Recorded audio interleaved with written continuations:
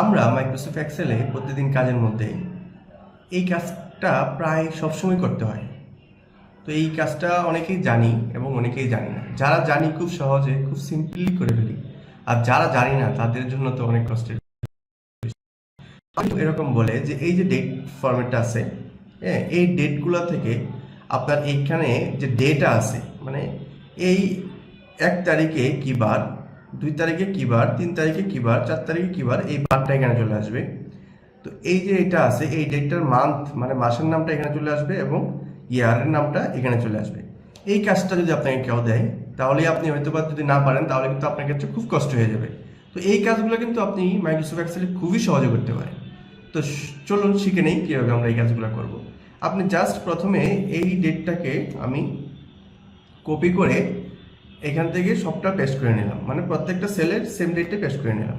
ঠিক আছে, নেওয়ার পরে জাস্ট আমি এটা কি বলবো, ডে করব। ঠিক আছে, এটাকে সিলেকশন করব, সিলেকশন করে এইখানে যে ডেট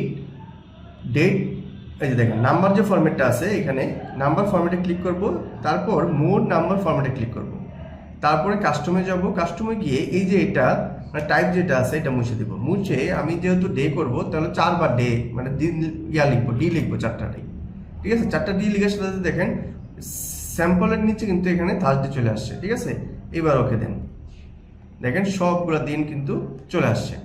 এবার আপনি মাসের নামটা কীভাবে করবেন, সেম সিলেকশন করলেন, আবার নাম্বার ফরম্যাটে যাবেন, মোর এখানে যাবেন, কাস্টমে যাবেন, আবার এখানে এবার আগে ডি লিখছিলেন ডে এর ক্ষেত্রে, মান্থের ক্ষেত্রে এম লিখতে হবে, এটা কিন্তু মনে রাখতে হবে। ঠিক আছে, 4বার এম লিখবেন।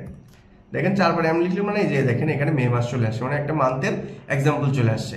এই জিনিসটা কিন্তু মনে রাখতে হবে। এবার ওকেতে ক্লিক করুন, দেখেন সুন্দরভাবে কিন্তু মান্থের নামগুলো চলে আসছে। এবার আপনি সেম এই কাজটা কি ইয়ার করতে হবে। তো সিলেকশন করলেন, তারপরে আবার এখানে যাবেন, মোর নাম্বার ফরম্যাটে যাবেন, যাওয়ার পর কাস্টমে যাবেন, কাস্টমে গিয়ে এটা ডাটা মুছে দিবেন, দিয়ে 4টা ওয়াই দিবেন। দেখেন 4টা ওয়াই দেওয়ার সাথে এখানে কিন্তু ইয়ার চলে আসছে। ঠিক আছে, এবার ওকে দেন, দেখেন খুব সুন্দরভাবে আপনি ডে, মান্থ এবং ইয়ারটা কিন্তু খুব সুন্দরভাবে এবং সহজে বের করতে পারছেন। তো আপনারা যারা ডেট থেকে এরকম ডে, মান্থ এবং ইয়ার বের করতে চান, এইটা খুব সহজ একটা টিপস। যারা পারতেন না তারা আজকে শিখে নিলেন। ধন্যবাদ সবাইকে, ভালো থাকবেন। আসসালামু আলাইকুম।